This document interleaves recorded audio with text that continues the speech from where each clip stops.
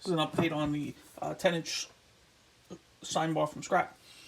A few things I did that I think might help people out if they are making their own sine bars, whether they're 2.5 inches, 5 inches, 125 millimeters, 10 inches, whatever size you want to make it. I mean, you know, the sky's the limit.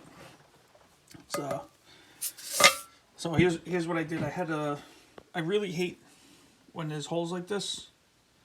I know sometimes, you know, if it's on the table, you feel it or whatever. So I didn't want the holes like that, and I also didn't want the holes on top of the these big for socket head cap screws, giant holes, because the plan is to, you know, be able to run an indicator across this and not have to really worry about, like, oh, I gotta run along this line, like this sine plate. You know, you run the indicator along there, but whatever. I wanted a fully flat top, and the way I did it was I took a thing from Robin Renzetti, and I used these differential screws, which are basically right hand thread, and you can see that they're right hand thread on the bottom and then left hand thread on the top right there, and they have these are 1/4 so they have a 1/8 inch, and you could get them with different size Allen heads in them on both sides.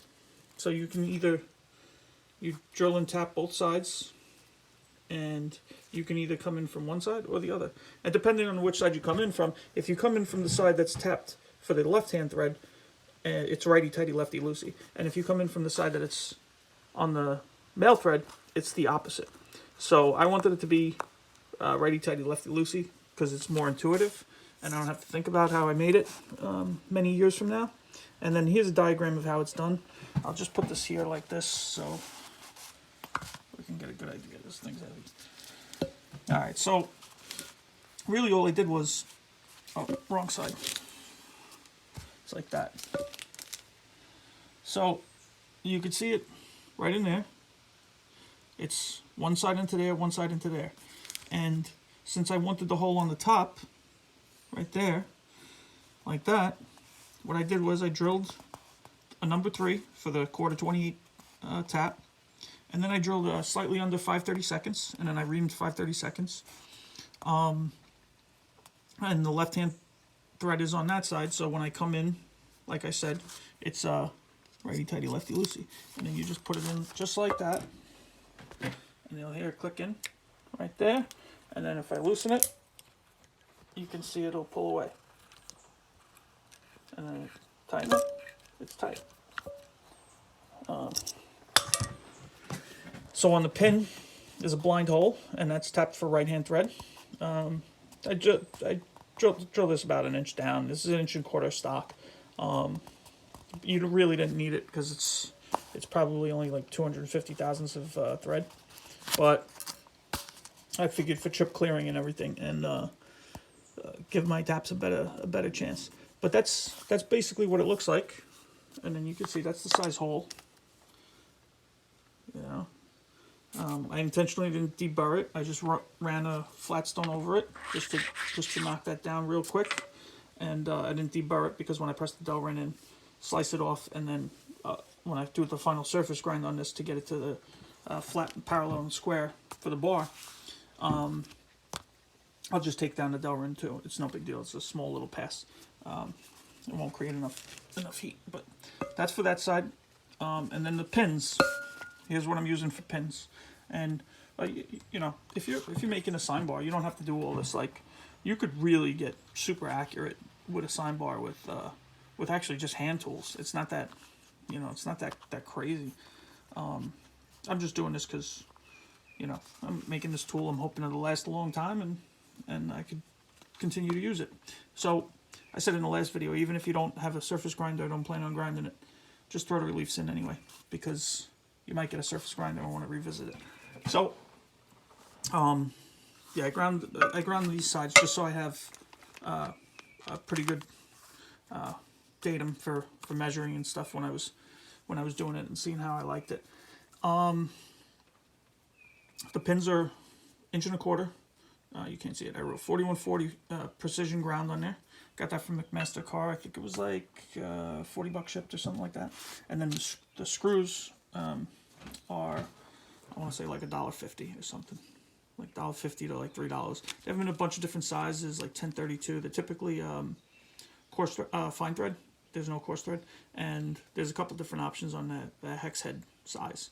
So I think with this one you could have got like maybe like 3/32 or something, but it didn't really matter to me. I'd rather have the bigger 1/8 inch just for torque and less chance of stripping it out. So I ordered those to do the extra to do the vise jaws in my my bench vise in my garage. So, and I got that idea from Robin Renzetti, and he does a much better job of explaining these screws than I do. The other thing I did was the pin on the bottom where it pivots, I left long because I plan on making this onto a plate.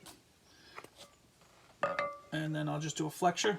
That way I could grab it, set it up on the plate the way I need it, and then that's it. You know, you're Bob's nephew. But that's about it for this. I just wanted to touch on these screws because this might help somebody making their own sine plate or sine bar, and that's about it. And also the pins. The one more thing about the pins is I ground these pins 50 thousandths below the bar on all sides. I guess this side doesn't really matter because that pin's over there. But the reason for that is since these screw on and can be unscrewed and screwed, I didn't know if it was gonna shift if I ground this all together and then unscrewed it and then screwed it in. If these were gonna be proud, and then if I laid it on its side to do something, the pin would be lifting it up and throwing my measurements out.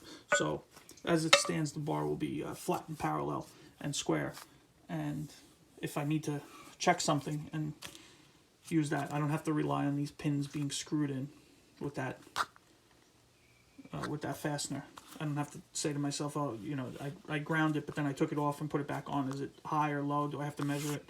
I don't have to worry. I just did those 50 thousandths under, and I ground the ends. And like I said, you don't have to grind anything. If you get some precision pins, get them the right distance, it doesn't really matter. And then you could put it down and mill the top to make sure that the top is parallel with the bottom of the pins. Or you could just mill the ends. You don't need to surface grind this and go through all this trouble. But those are a few things I did to mine, and that's where it's at for right now.